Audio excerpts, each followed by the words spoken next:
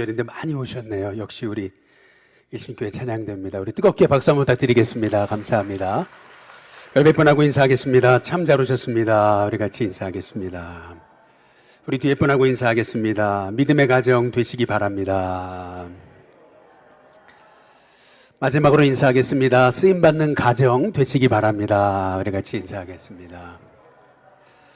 잠깐 기도하겠습니다. 좋으신 하나님 감사합니다. 설날 당일인데도 이렇게 많은 성도가 함께 나와 예배드리게 하셔서 너무나 감사를 드립니다. 가정마다 하나님 축복해 주옵소서. 사랑이, 믿음이, 또한 용서가, 축복이 흐르는 믿음의 가정이 되도록 인도해 주옵소서. 또한 각 가정에서 예배드리는 우리 성도들 어디에 있든지 기억해 주시고 그들의 삶의 자리가 예배가 되도록 인도해 주옵소서. 믿음의 가정을 세우시고 하나님 기뻐하시는 가정을 세울 수 있는 믿음에 있는 우리 성도들 되도록 축복해 주옵소서. 오늘도 말씀 듣기 원하오니 성령께서 오늘 주신 말씀을 통해 우리에게 하시고자 하시는 그 하나님의 뜻을 깨닫고 말씀대로 살 수 있는 힘과 은혜를 우리 가운데 덧입혀 주옵시기를 원하옵고 우리 주 예수님의 이름으로 기도드리옵나이다. 아멘. 저는 28살 때 홍천으로 단독 목회를 나갔습니다.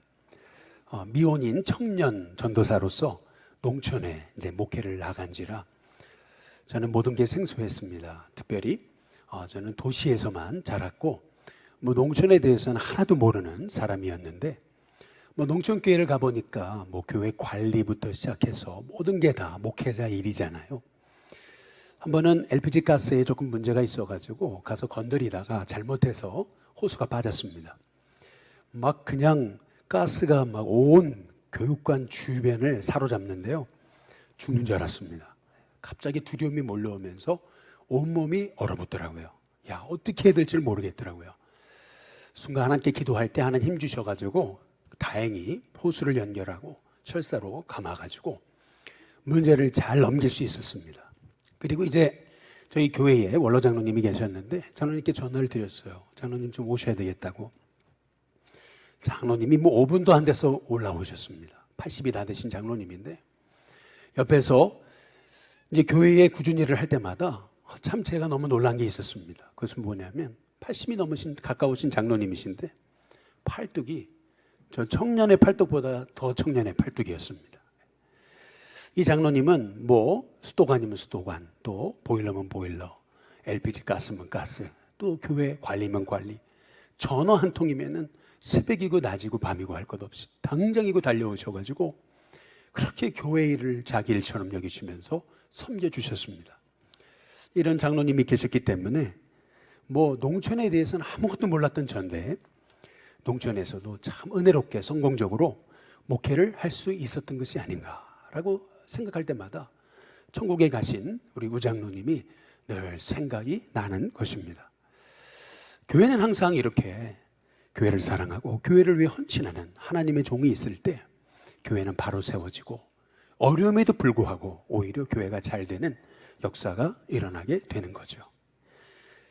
참 우리 돌아가신 천국에 가신 우장로님을 생각하면 가정보다 교회를 더 사랑하신 분 같아요. 동네 사람들은 교회밖에 모르는 노인이라고 얘기를 했지만 저는 그 장로님이 천국에서 하나님 앞에 그렇게 칭찬받는 장로님이시지 않을까라는 생각을 할 때마다 참 그런 장로님 너무 귀한 분이다라는 생각을 갖습니다. 초대교회도 어려움이 있었어요. 우리는 초대교회 그러면은 그냥 부흥하는 교회, 성령 받은 교회, 그래서 은혜 받아 성도들이 막 나눠주니까 가난한 자가 사라진 교회, 초대교회 그러면 어려움이 하나도 없었을 거라고 생각을 하는데 우리가 지난 주일 오후부터 살펴보는 이 사도행전 5장에 보면 초대교회도 참 비극적인 일이 있고 어려움이 있었어요. 그 중에 대표적인 사건이 아나니아와 삽비라가 예배드리다가 중간에 죽은 거죠. 이게 굉장히 초대교회에는 큰 위기 상황이었는데요. 이게 왜 위기 상황인 거냐면은 이 아나니아와 삽비라가 그냥 골방에서 아무도 모르는데 지도새도 모르게 죽은 게 아니에요. 이 아나니아 삽비라는요 공적인 예배당에서 오늘처럼 예배드리다가 죽은 거예요. 더구나 오늘 사도행전 5장에 5절에 한번 보시면 이렇게 얘기합니다. 아나니아가 이 말을 듣고 혼이 떠나니 그랬어요. 엎드러져 혼이 떠나니 이 일을 그 다음 뭐예요? 듣는 사람이 그랬습니다. 다 크게 두려워하더라. 이 일을 본 사람이 아닙니다. 듣는 사람이에요. 다시 말해서 이 아나니아와 삽비라가 죽은 사건이 예루살렘 동네에 싹 퍼졌다는 얘기입니다. 이 사람의 말이라는 게 얼마나 무섭습니까? 누가 아프다 그랬는데 한 달이 걸러가면 누가 중환자실에 갔다더라. 또 한 달이 걸러갔더니 죽었대요. 여러분, 그게 사람의 말이에요. 우리 중고용산 지방에도 어떤 목사님 암에 걸리셨는데 투병 생활을 하니까 오랜만에 누가 그러더래요. 너 아직 살아있냐? 너 죽었다던데? 예. 이제 그렇게 얘기하더라는 거죠. 이게 사람의 말인 거예요. 근데 보세요. 아나니아와 삽비라가요, 예배 중에 죽었어요. 한 명도 아니고 두 사람이 말이죠. 그러면은요, 초대교회가요, 당시에 환난도 있고 핍박도 있었는데 그 위기를 어떻게 견뎌내라는 거예요. 사람의 말이라는 게 얼마나 무서워요. 예배 드리다 죽었다더라. 그러면 누가 교회 오겠어요? 그런데 놀랍게도 오늘 사도행전에 5장의 12절과 13절을 한번 보세요. 같이 한번 읽어보겠습니다. 함께 있습니다. 시작. 사도들의 손을 통하여 민간에 표적과 기사가 많이 일어나며 믿는 사람이 다 마음을 같이하여 솔로몬 행각에 모이고 그 나머지는 감히 그들과 상종하는 사람이 없으나 백성이 뭐예요? 칭송하더라. 감히 그들과 사귀지는 못해요. 그런데 칭송해요. 막 칭찬하더라. 그러면서 막 교회가 부흥하는 역사들이 일어났다고 성경이 말하고 있거든요. 아니, 초대교회도 문제가 있고 위기가 있고 초대교회도 사람이 죽어나갔는데 어떻게 그 위기를 뛰어넘어서 초대교회가 오히려 더 든든히 설 수 있었을까? 오늘 성경에 그 이유가 나와요. 사도행전에 5장 6절과 10절에 그 키워드가 되는 말이 젊은 사람들이 일어나라는 말씀입니다. 10절에도 젊은 사람들이 들어와라고 하는 말씀이에요. 왜 여기서 젊은 사람들이 중요한가라고 하는 겁니다. 여러분, 젊은 사람들은요, 교회가 시험을 당하면요, 제일 먼저 떠나는 그 세대가 젊은 사람들입니다. 코로나가 딱 터지니까 한국교회 통계가 나왔는데 연세 드신 분은 끄떡없대요. 그런데요, 젊은 사람들 20대, 30대, 40대가 싹 빠져나가게, 교회마다. 여러분, 지금 코로나 시대에 한국교회가 겪고 있는 어려움이 이겁니다. 젊은 세대가 싹 떠난 거예요. 뭐 초대교회라고 뭐 별거 있습니까? 어려움을 당하면 젊은 사람은 떠나게 되는 거예요. 그런데 놀랍죠. 오늘 말씀해 보면 젊은 사람이 일어났다 그래요. 뿐만 아니라 젊은 사람들이 들어왔다 그러거든요. 다시 말해 오늘 말씀의 키워드는 뭐냐면 초대교회가 어려움을 당했는데 어려움에도 불구하고 초대교회가 위기를 극복할 수 있었던 것, 그것은 뭐냐면 진짜 젊은이들, 초대교회 젊은이다운 젊은이들, 진짜 기독 청년들이 초대교회에 있었기 때문에 초대교회는 흔들림 없이 위기에도 불구하고 부흥할 수 있었음을 오늘 성경이 말하고 있는 거예요. 그래서 오늘 이 젊은 사람들, 젊은 사람들이라는 이 헬라어 단어가요, 젊은 사람들이라고 단순하게 표현되어 있지 않습니다. 원래 헬라어 원어는 어떻게 되어 있냐면 첫 번째 6절의 젊은 사람들은 더 젊은 사람이에요. 그리고 10절의 젊은 사람들은 젊은 사람 중에 젊은 사람이라고 표현된 겁니다. 왜 오늘 여기 말씀에서 어떻게 이 젊은 사람들이 이러한 교회의 위기를 극복하는 주역이 될 수 있었을까? 여러분, 우리 한국교회가 일제시대 때 어려웠잖아요. 그런데 그 일제시대 어려울 때 한국교회를 일으킨 많은 주도적인 인물들은 다 청년들이었습니다. 젊은 하나님의 종들이 신실하게 믿음으로 일어났기 때문에 한국교회가 세계에 유례없는 이런 부흥하는 교회가 됐던 거죠. 마찬가지로 우리 일신교회에도 이런 신실한 믿음의 진짜 젊은이들 일어날 수 있는 은혜가 있게 되시기를 주님의 이름으로 축복합니다. 사도행전 여기 5장의 5절에 보면 이렇게 말씀이 나와 있습니다. 아나니아가 이 말을 듣고 엎드러져 혼이 떠나니 죽었습니다. 근데 이 일을 듣는 사람이 다 크게, 그 다음 뭐예요? 두려워했다. 당연히 두려워하죠. 근데 이 두려워했다는 말에 헬라어 단어는 포보스라는 말입니다. 아마 그리스 신화에 대해서 조금 아시는 분들은 포보스가 뭔지 아실 겁니다. 아프로디테의 아들입니다. 이 아프로디테의 이 아들 포보스는 아내를 통해 낳은 자식이 아니고 정부를 통해 낳은 자식입니다. 벌써 느낌이 이상하잖아요. 이 포보스라고 하는 말의 뜻은 뭐냐면 전쟁의 두려움이라는 뜻이 있습니다. 두려움이라는 여러 헬라어 단어가 있는데 그 중에서 성경은 전쟁의 두려움이라는 단어인 포보스라는 단어를 사용하고 있습니다. 이 말의 의미는 뭐냐면 아나니아와 삽비라가 죽었을 때 단순히 성도들이 두려워했다는 게 아니고 영적인 두려움에 사로잡혔다는 의미입니다. 다시 말해 아나니아 삽비라가 죽었을 때 초대교회는 영적인 두려움, 전쟁의 두려움, 다시 말하면 영적 싸움의 한복판에 서게 됐다는 것을 의미하는 겁니다. 그 영적 싸움인데 지금 영적 싸움이 시작된 건데 이 영적 싸움을 믿음으로 극복했던 인물들, 그 사람이 뜻밖에도 더 젊은 사람들, 진짜 젊은 사람들, 이들이 바로 교회의 아픔을 치유하는 인물이 됐다고 성경이 말하고 있는 겁니다. 어떻게 그들이 아픔을 치유한 거냐면 사도행전의 5장의 6절에 보니까 이렇게 나와 있습니다. 한번 같이 한번 읽어보겠습니다. 함께 있습니다. 시작. 젊은 사람들이 일어나 시신을 싸서 메고 나가 장사하니라. 여기 5개 동사가 나옵니다. 일어났다, 시신을 쌌다, 맸다, 그리고 나갔다, 장사했다. 5개 단어가 나오죠. 근데 이 중에서 중요한 단어가 하나 있습니다. 그게 뭐냐면 메고라는 말입니다. 들 것에 싣고가 아니고 메고라고 성경이 말하고 있습니다. 여러분, 사도행전은 의사인 누가가 썼습니다.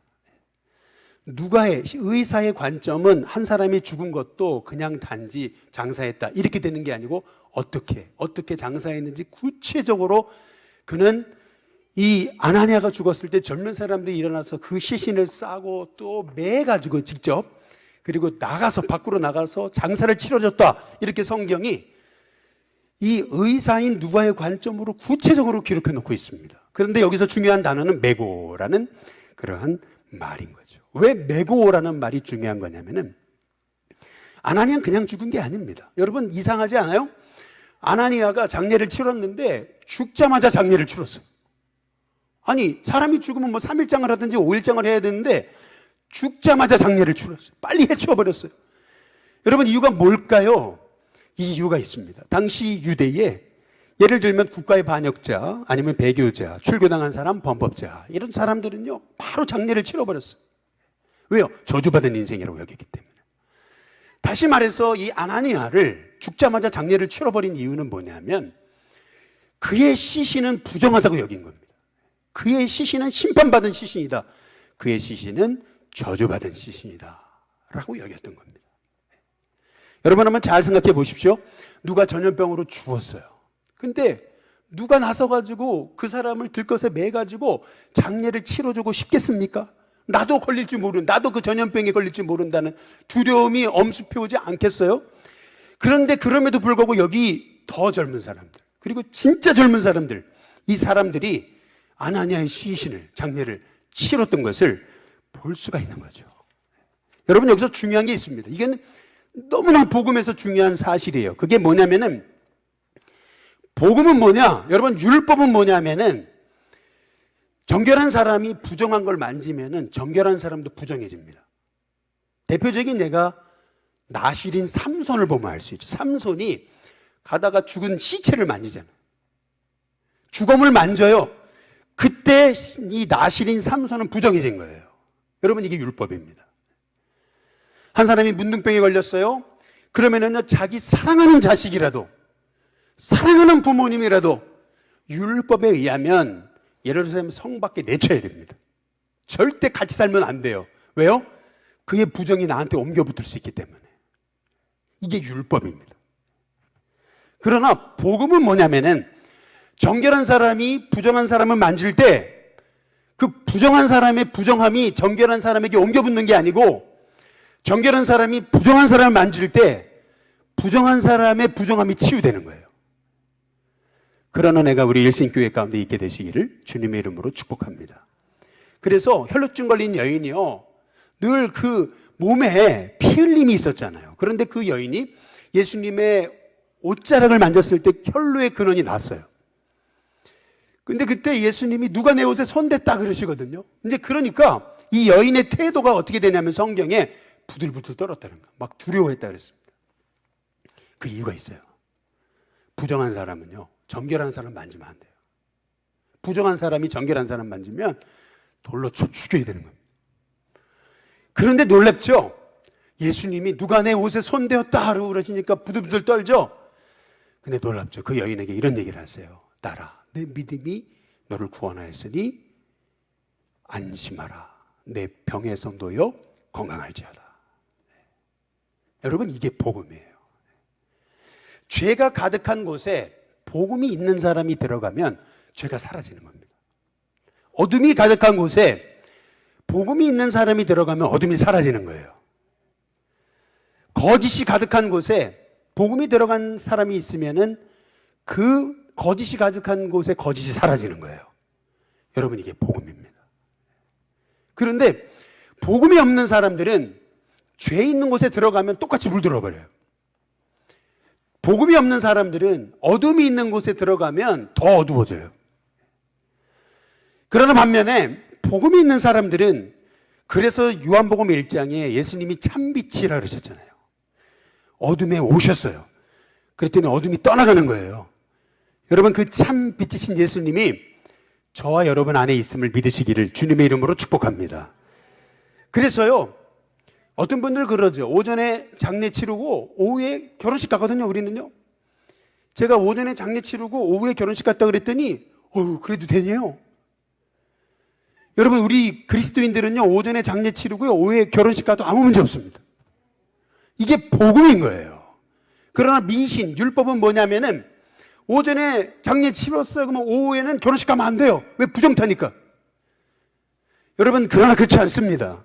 저와 여러분에게는 예수의 복음이 살아있는 줄로 믿으시기를 주님의 이름으로 축복합니다. 그러니까 이 청년들이 믿은 건 뭐냐면은 예수의 복음이 나한테 있다는 것을 믿은 거예요. 다들 두려워 영적 싸움에 휘말려가지고 저 저주받은 저 시신, 야, 얼씬도 하지 마. 큰일 나. 야, 거기 손댔다가는 너도 저주받아. 이제 그러한 상황인데 이 더 젊은 사람이 일어난 거예요. 진짜 크리스천. 여러분, 여기서 중요한 건 뭐냐면 거기 젊은 사람들이 많았는데 다 일어나가지고 이 시신을 들고 매서 나갔다는 의미가 아니고, 그 중에서 진짜 크리스천 젊은 사람들이 일어나가지고 시신을 메고 나가서 장사를 치렀다고 성경이 말하고 있는 겁니다. 저는 우리 신교회 성도님들이 그런 진짜 더 젊은 진짜 기독 성도들 되시기를 주님의 이름으로 축복합니다. 그래가지고요, 오늘 같은 이런 우리 설날이잖아요. 여러분, 이 설날인데 이렇게 오신 게 너무 귀한 거예요.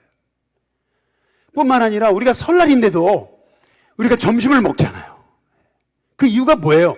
설날인데도 어제부터 나와서 봉사하고 준비해가지고 또 주일날 성도들로 미리 나와서 일배배 드리고 또 이렇게 봉사하는 하나님의 종들이 있으니까, 여러분 또한 제가 또 우리 모두가 이렇게 주일날 설날 아침에도 맛있는 점심을 먹으면서 서로 교제하고 이렇게 은혜를 나누게 되는 줄로 믿습니다.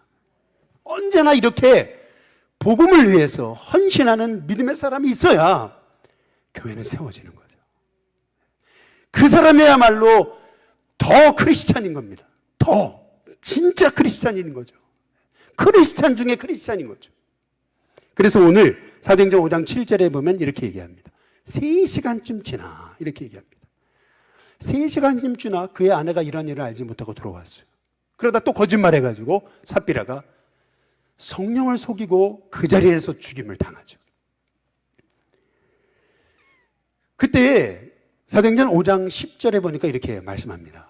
곧 그가 베드로 앞에 엎드러져 발이 엎드러져 발 앞에 엎드러져 혼이 떠나는지라 죽었어요. 근데 그때 젊은 사람들이 들어왔어요. 그제서야 들어왔어요. 3시간쯤 지나서 들어왔어요. 죽은 것을 보고 그 다음 뭐라 그래요? 메어다가 그의 남편 곁에 장사하니. 여러분 잘 보세요. 아까 사도행전 5장에도 6절에도 메어다가 10절에도 메어다가. 여러분 이것이 뭘 의미할까요? 이 젊은 사람들은요, 자기들에게 이 아나니아와 삽비라 시신이 엄청나게 저주받은 인생이다, 그들의 저주가 우리한테 옮겨 붙을지 모르겠다 라고 하는 두려움이 사람들한테 가득할 때, 아니다, 우리는 예수의 사람이다, 부정한 걸 만질 때 우리도 부정한 것이 아니고 정결한 자가 부정한 걸 만질 때 그 부정한 게 치유된다는 사실을 믿었던 진짜 그리스도인이라고 하는 것을 우리가 알 수 있는 거죠. 저는 우리 신교회 성도님들이, 여러분은 율법과 또한 미신과 귀신과 그런 세상의 우상에 매이지 않는 하나님의 종들임을 믿으시기를 주님의 이름으로 축복합니다. 또한 여러분이 어둠에 들어가도 어둠이 사라지고 또 죄악 가운데 들어가도 그 죄악이 사라지는 복의 통로라는 사실을 믿으시기를 주님의 이름으로 축복합니다. 근데 오늘 말씀이 더 은혜가 되는 것은 뭐냐면은 이 제자들이 있었던 바로 이곳에서 장례를 치르고 3시간쯤 지났다라고 하는 말의 의미는 뭐냐면, 예루살렘은 가보신 분들 잘 아실 거예요. 겟세마네 동산 맞은편에 기드론 골짜기가 있습니다. 이 기드론 골짜기는 지금도, 예루살렘에 가보신 분은 아시겠지만 지금도 공동묘지입니다.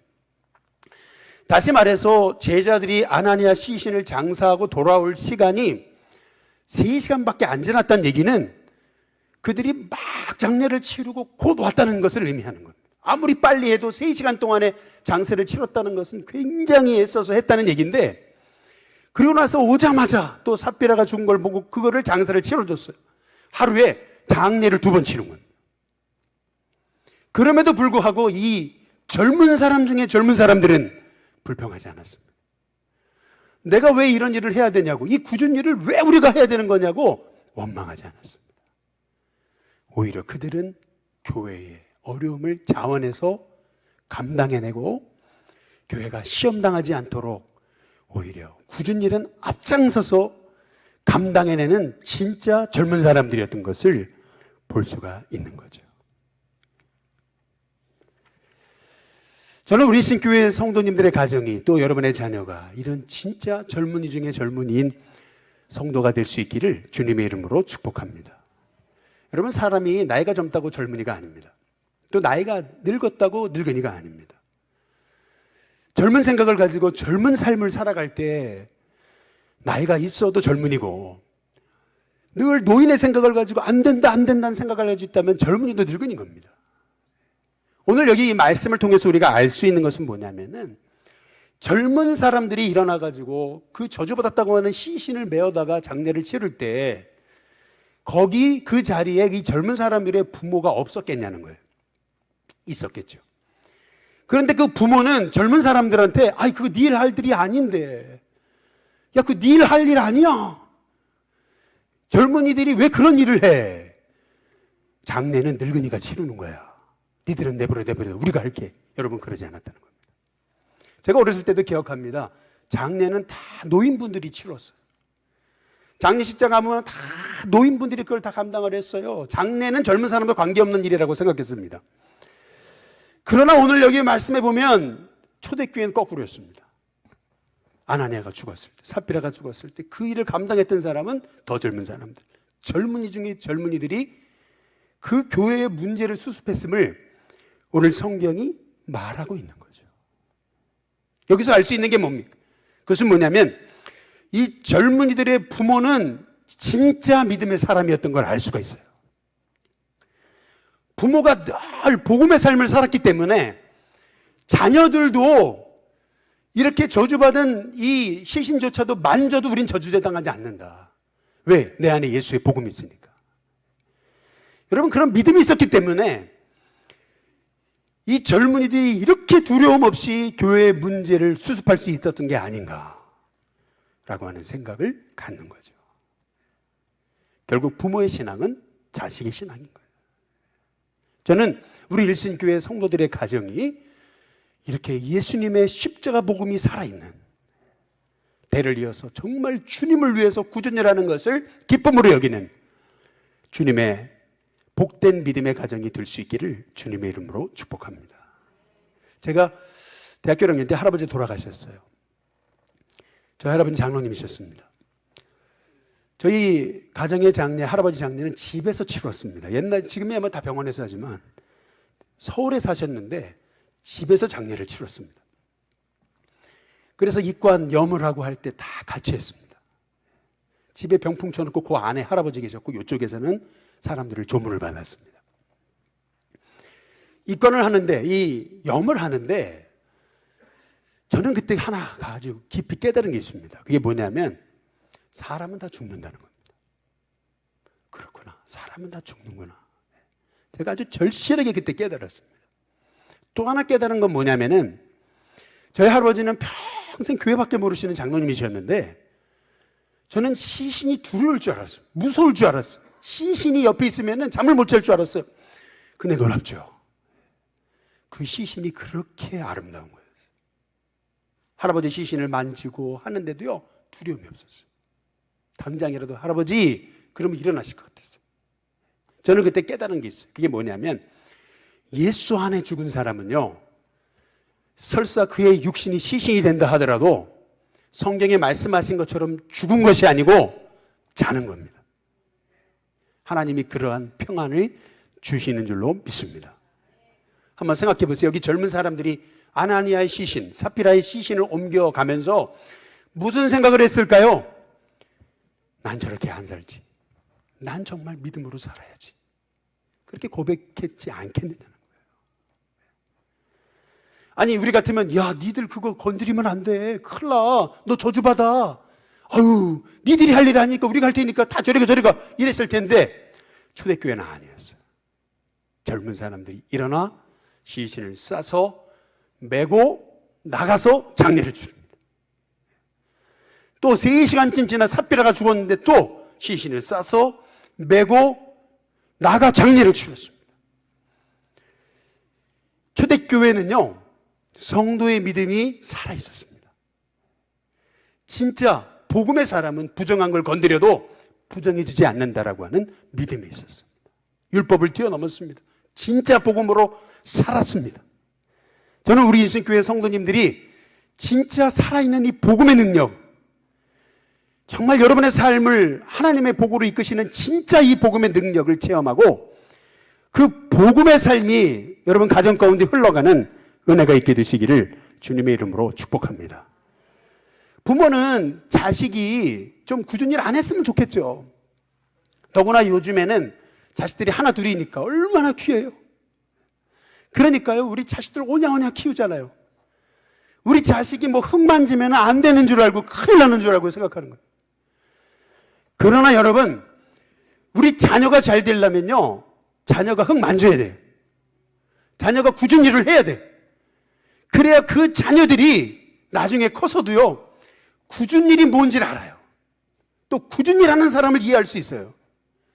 저는 우리 일신교회 성도들의 가정이 정말 하나님이 세우신 진짜 크리스찬 중에 크리스찬인 가정이 일어날 수 있게 되시기를 주님의 이름으로 축복합니다. 지난 토요일 날 우리 온가족 새벽 예배 1월 첫째 주에 그때 우리 아이들 안수기도 해줬잖아요. 그리고 나서 서경대까지 가가지고 그 일신 FC 축구했어요. 한 2시간 했어요. 눈이 왔는데요, 눈을 다 쓸어놓고 그리고 나서 축구했어요. 그리고요, 그거 끝나고 나서 다시 여기 일신교회 와가지고 새가족 위원 모임 했어요. 그리고 나서 바로 마침 중구영산지방 우리 장로님 과정교육이 있어가지고 제가 거기 책임을 맡고 있어가지고 손님들이 오시니까 맞이하고 식사 대접도 하고 그러고 나서 저녁에 다 끝나고 이제 가시는 거 보니까요, 9시 반인가 10시가 되더라고요. 우리 사역자들이요, 지방에 손님들이 오셨으니까 먼저 가라 그럴 수도 없고 계속 같이 있었어요. 뭐 빨리 집에 가, 힘드니까 빨리 집에 가라고. 여러분 그러고 싶죠. 그러나 저는 믿어요. 전도사 시절, 부목사 시절에요, 사역 어렵게 해야 돼요. 그래야 나중에 담임이 돼서도 어려운 거 감당할 수 있어요. 그게 인생의 원리예요. 여러분 자녀도 마찬가지예요. 어렸을 때 힘든 걸 안 해보면요, 나중에 힘든 거 못해요. 그러나 인생이 언제나 좋은 일만 있는 거 아니잖아요.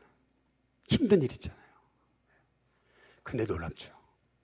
자녀들이 힘든 일도 감당하면서 진짜 복음의 능력을 가지고 초대교회처럼 믿음으로 사는 자녀들이 일어날 때 우리 일신교회가 또 여러분의 가정의 자녀들이, 여러분의 가문이 하나님이 문제와 어려운 위기 가운데도 그 문제를 딛고 일어서가지고 오히려 더 크게 하나님 앞에 쓰임받는 하나님의 종들이 되게 될 줄로 믿습니다.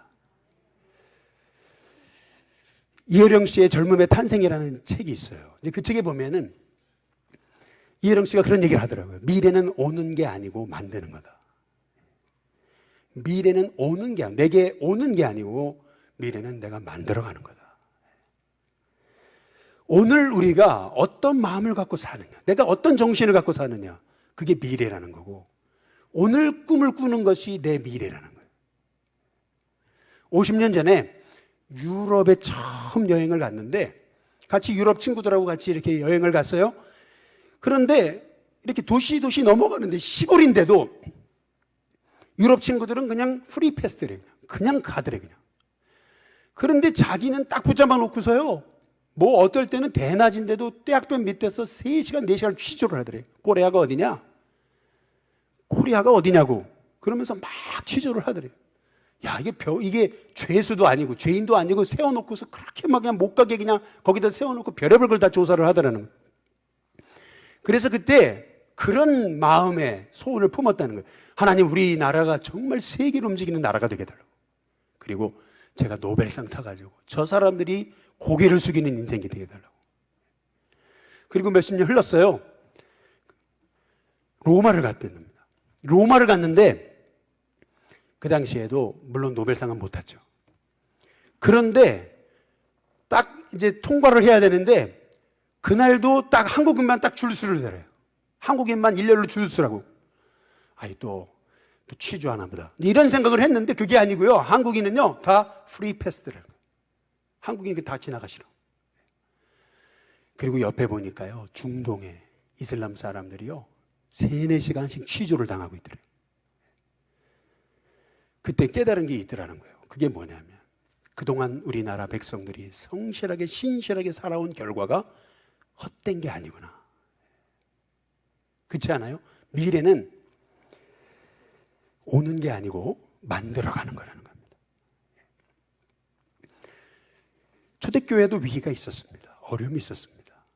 그런데 그 위기 상황에서 진짜 젊은 사람 중에 젊은 사람들이 일어나가지고 그 위기에 맞서가지고 부정을 축복으로 치유로 바꾸는 하나님의 종들이 일어날 때 초대교회는 오히려 그 문제를 뛰어넘어서 놀랍게 상종은 못하는데 칭송하는 그러한 주님의 공동체가 됐던 거죠. 저는 우리 신교회 성도들의 가정이 이런 믿음의 자녀들을 키워내는 성도들의 가정이 될 수 있기를 주님의 이름으로 축복합니다. 그 자녀가 키워지는 것은 절대 그냥 되는 게 아니에요. 그런 신실한 부모가 있기 때문에 그런 신실한 자녀가 일어나는 거예요. 내가 먼저 믿음으로 살고 내가 눈물 흘릴지라도 신실하게 하나님 앞에 바로 서는 거 그거 헛되지 않아요. 바라기는 저와 여러분이 그런 신실한 믿음의 자녀를 일으키고 또 믿음의 가문을 일으키고 또 믿음의 교회를 일으키고 또한 이 민족을 일으키는 하나님의 종들로 쓰임받게 되기를 주님의 이름으로 축복합니다. 기도하겠습니다.